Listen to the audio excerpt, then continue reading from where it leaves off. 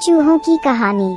शहर में रहने वाले और गांव में रहने वाले दो चूहों में गहरी मित्रता थी। वे अक्सर एक दूसरे को संदेश भेजा करते और एक दूसरे का हाल जाना करते थे। एक बार गांव में रहने वाले चूहे ने शहरी चूहे को गांव आने का निमंत्रण भेजा। शहरी चूहे ने निमंत्रण स्वीकार कर लिया। सप्ताहांत का समय नियत हुआ और गांव का चूहा अपने शहरी मित्र के आने की प्रतीक्षा करने लगा। वह उससे ढेर सारी बातें करना चाहता था। उसे गांव के खेत खलिहानों की सैर करवाना चाहता था। वह अपने मित्र की आवभगत में कोई कसर नहीं छोड़ना चाहता था।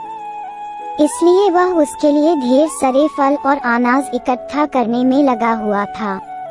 आखिर वह दिन भी आया जब शहरी चूहा गांव पहुंचा। दोनों मित्र एक दूसरे से मिलकर बहुत खुश हुए। बहुत देर तक वे बातें करते रहे और एक दूसरे को अपना हाल बताते रहे।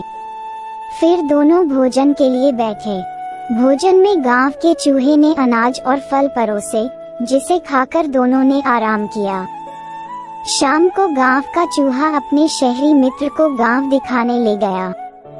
शहरी चूहा वहां के खेत खलिहान देखकर आनंद से भर उठा।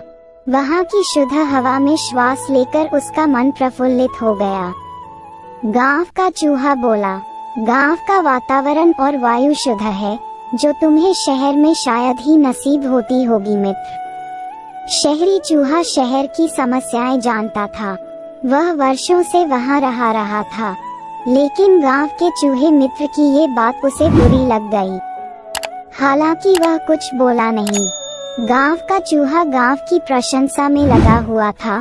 वह उसे जंगलों में ले गया और बोला, मित्र, ऐसे प्राकृतिक और मनोरम दृश्य तुम्हें शहर में देखने को नहीं मिलेंगे, इसलिए आज इस दृश्यों का आनंद ले लो। शहरी चूहे को ये बात भी चुभी, लेकिन वह कुछ नहीं बोला। वह सोचने लगा कि अब अपने इस ग्रामीण मित्र को शहरी चकाचौंध का जीवन दिखाना पड़ेगा। तब इसे समझ आएगा कि शहर कितना शानदार होता है। रात होने पर दोनों चूहे घर वापस आ गए। भोजन का समय आया तो गांव के चूहे ने फिर से शहरी चूहे को फल और अनाज परोसा। शहरी भोजन के आदी चूहे को यह भोजन गले नहीं उतर रहा था। वह बोला, मित्र, क्या तुम हर समय फल और अनाज खाते हो? शहर आओ, मैं तुम्हें एक से बढ़कर एक पकवान खिलाऊंगा, साथ ही वहाँ का शानदार जीवन भी दिखाऊंगा। कल ही तुम मेरे साथ चलो। गांव के चूहे में शहर देखने की लालसा जाग गई। वह फौरन तैयार हो गया। रात नरम घास पर सोने के बाद अगली सुबह उठकर दोनों शहर के लिए निकल गए। शहरी चूहा अपने ग्रामीण मित्र को उस घर में ले गया जहां वह रहा करता था। वह किसी अमीर आदमी का घर था। उसमें ही शहरी चूहे का बिल था। उतना बड़ा और सजा धजा घर देखकर गांव के चूहे की आंखें चौंधी आ गई। खाने की मेज देखी तो उसका मुंह खुला रह गया। एक से बढ़कर एक पकवान उस पर सजे हुए थे। शहरी चूहे ने उसे भोजन प्रारंभ करने को कहा। खुशी खुशी गांव का चूहा भोजन करने लगा। सबसे पहले उसके प्लेट में से पनीर का टुकड़ा उठाया।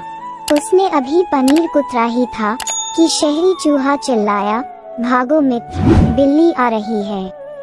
जल्दी से अलमारी में छुप जाओ, नहीं तो जान से हाथ धोना पड़ेगा। पनीर छोड़ गांव का चूहा शहरी चूहे के साथ अलमारी की ओर भागा।